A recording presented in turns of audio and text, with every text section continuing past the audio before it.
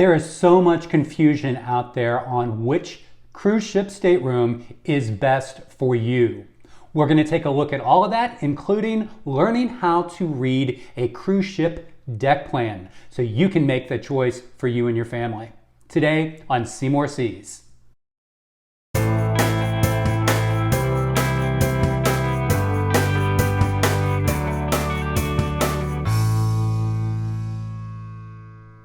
Hi everybody and welcome back. Today we're going to take a look at what cruise ship stateroom is best for you and your traveling party. There's a lot of YouTube videos out there about choosing the right stateroom. We're going to take a look at it from a different perspective. We will be going through all of the different types of staterooms, but we're also going to be looking at the location on the ship based on reading the deck plan. This is very important and something that I do on every single cruise. If you're new here, I'm Doug with See More Seas. This is a cruise tips and planning channel where I hope to help you and your family pick, plan, and choose your next cruise vacation. If you do find this video helpful in any way, please do give it that thumbs up and help me grow my channel by consider subscribing. It really does help and it means the world to me. Thanks so much and let's get started. There are so many cruise ship stateroom categories to choose from when making your selection that fits your traveling situation best. Are you a solo traveler? Is it going to be a couple for double occupancy? Is it going to be an inside room? Are you trying to save a little bit of money and be budget conscious? You can also do that through a guarantee, which we'll explain. There are Oceanview staterooms with either windows or portholes, and then you have a balcony stateroom, various levels of those, and then you move up into the junior suites and beyond with suite category. There are also connecting staterooms. So if you're traveling with your children and you want two staterooms beside each other, you can have connecting doors. You also can do connecting balconies if you have a series of staterooms all in a row when traveling with a group. There are also sleeper sofas in some staterooms where you can have your standard double occupancy plus sleep one or two additional people if everybody wants to squeeze into one stateroom. Sleeper sofas is not the only way to do that. There are also cruise ships that have Pullman beds that either come out of the wall or come down from the ceiling. There are also family staterooms with bunk beds or multiple family rooms with family suites. Location is also something to take into consideration. If you're traveling, for instance, in Alaska, you may want to be on either the port or the starboard side, or you might want to be in the middle of the ship if you are prone to seasickness. And then a lot of people love the aft view of the ship so they can see the wake behind them. So let's start with our preferences. What we attempt to do is to find a balcony stateroom that is away from a lot of noise. It's not below the pool, it's not above the theater, it is not near where there'll be a high probability of children running up and down the corridors or being in the staterooms right next to us. So we like to avoid any areas that have Pullman beds, sleeper sofas, or connecting staterooms, especially with a door, because those doors do not provide any sound dampening whatsoever. One golden rule to look for when choosing your stateroom, no matter what category you're looking for, or if you're with a family, make sure that there are cabins above you, below you, and on each side of you.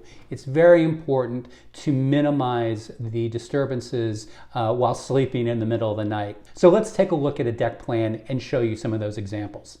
Here we're looking at a standard cruise ship website where you're going to be selecting the staterooms that are available and what meet your criteria. So you do have a key to read this deck plan, and so the black square is a single sofa bed that's included in the room, a triangle, an upper bed, which would be like a Pullman bed coming out.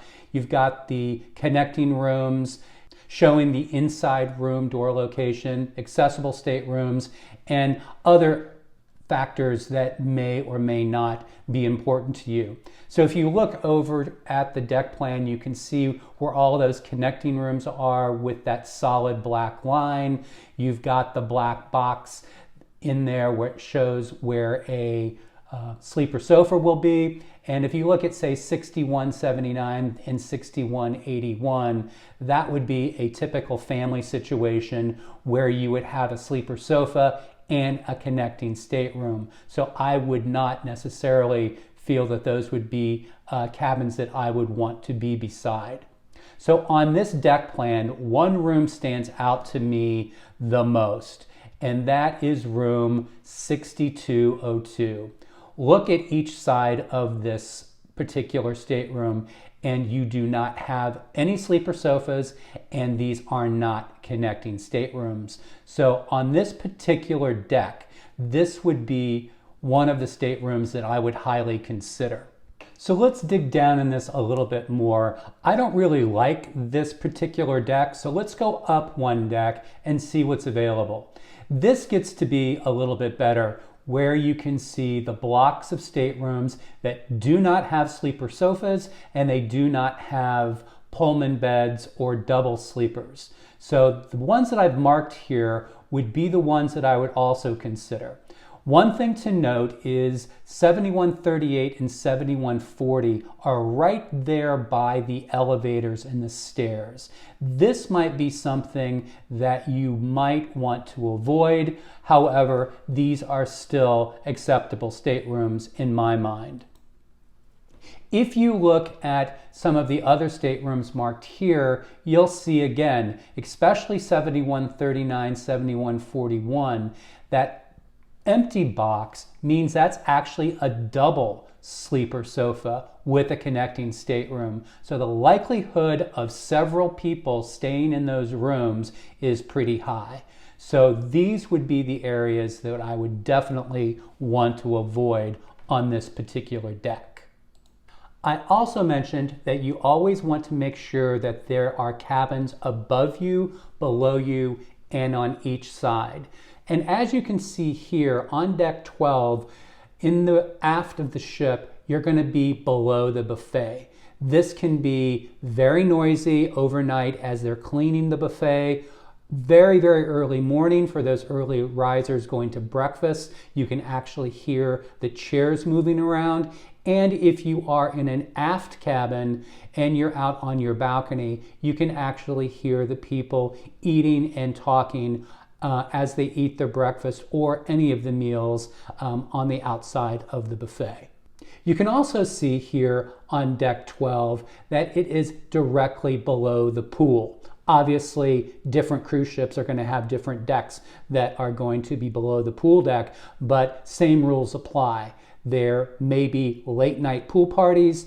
They will be cleaning the pool deck during the overnight and early morning time frames, and then throughout the day or in the early morning, the chair hogs are going to be out there moving chairs around and waking you up, and it can get quite noisy depending on the ship. And again, these deck plans are from cruisemapper.com. So that is the process that I actually go through when I am choosing the right stateroom for our cruise. I work with my travel advisor, and we both take a look at the deck plans, and we discuss all of the things to avoid and the areas of the ship that I feel more comfortable with. If you are prone to seasickness, it is beneficial for you to be lower in the ship and in the middle. Now, most all modern cruise ships have really exceptional technology with their stabilizers. So quite frankly, it's very rare that we actually feel the motion of the ship. Only in very rough seas do you find those conditions. Let's now talk about other groups that will be traveling. What if you're a family situation and you have 4-6 people in your traveling party? There are many other things that you want to consider other than noise and placement of your stateroom. You might be looking for staterooms that are connecting. You may be looking for those ones with the double sleeper or the Pullman beds, or you might be looking for a group of cabins in a row. With connecting staterooms, there's one huge benefit. You get more than one bathroom. If you're cramming all of your family into one stateroom, you still have that one bathroom to share. If you have connecting staterooms, you have two bathrooms for all of the people, which makes a huge difference. You also might want to consider, depending on how many in your traveling party, to upgrade to a 2-bedroom suite or a family suite that sometimes has additional bunk beds and sleeper sofas, as well as an adjoining room, so you can then add on that additional bathroom. Some of the very large suites have 2 bedrooms and multiple baths. So depending on the budget, you may want to consider that as well. What happens if you're in a group? Say you have 6 or 8 different staterooms that you might need. There are lots of options available. You can attempt to book very early and get all of those staterooms right next to each other on the same deck. What's nice with that is you can normally open up all of the balconies so you can walk between each room. This does limit the privacy situation quite a bit, but depending on your group, you may or may not want to have that configuration. The nice thing about the group situation is that many times your travel advisor can get you a group rate, or the cruise line themselves, working directly with them, can do the same. Let's finish up by reviewing the different types of staterooms that are available. So you have your interior staterooms that have no windows. They're going to be located on almost any deck, and there's going to be a lot to choose from. These are normally the least expensive staterooms on board. One thing to note is that they are very, very dark. There are some interior staterooms, such as on Royal Caribbean, where they have a video wall that actually shows a simulation of the outside sea as you're traveling.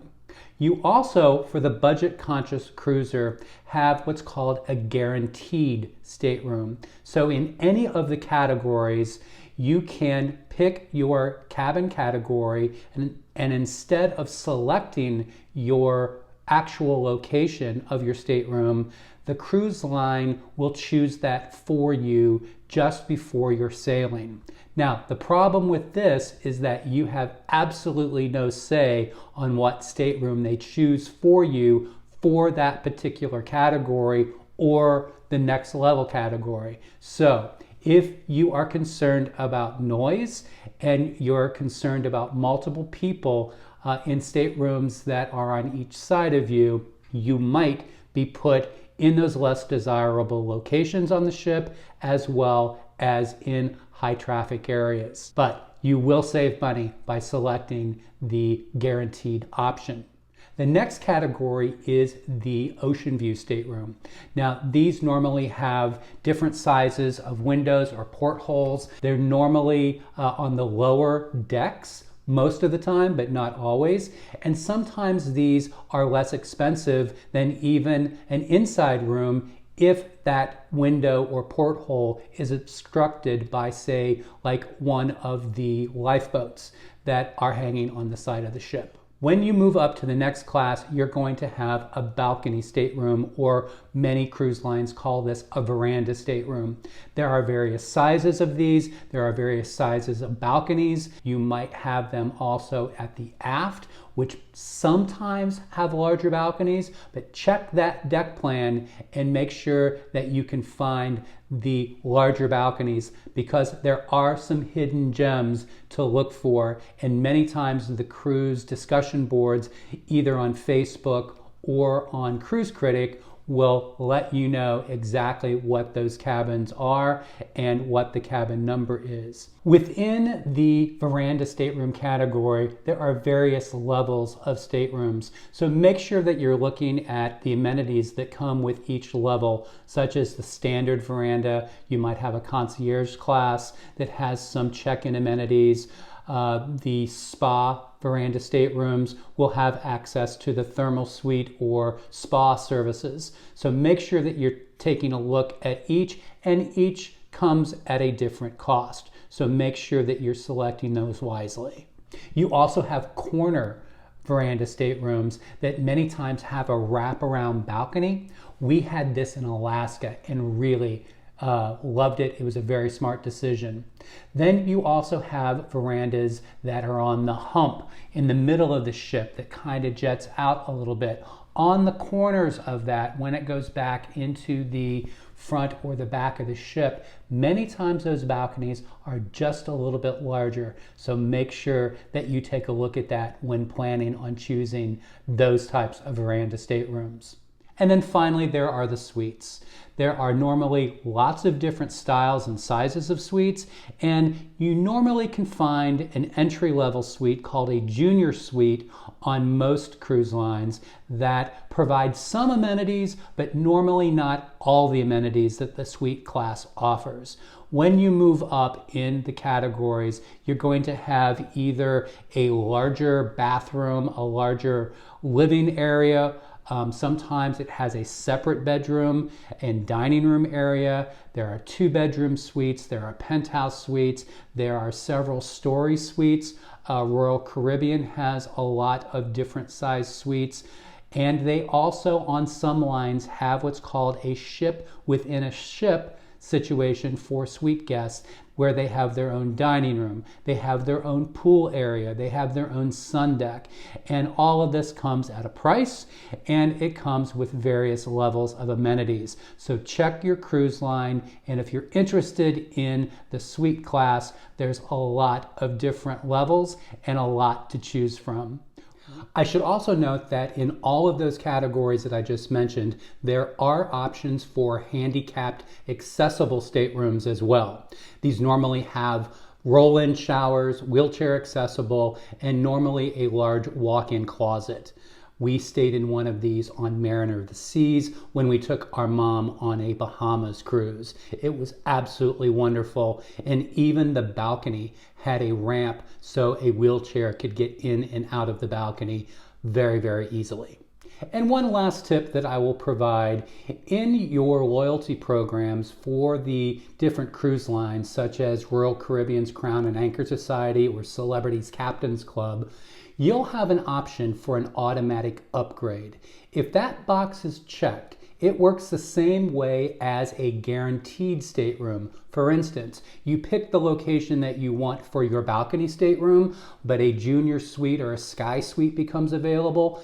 They will automatically upgrade you if you have that checked, and they will choose the location for that particular new cabin. This works just the same if you're an inside to an Oceanview, so you might get an Oceanview cabin that is not in a desirable location. Thank you so much for joining me today. If you found this video helpful or enjoyable in any way, again, give it that thumbs up and consider subscribing. I'm trying to reach that 1,000 subscriber mark by the end of the year, so anything that you can do to help, I would very much appreciate it. Thanks for stopping in, and as always, I'll see you again soon.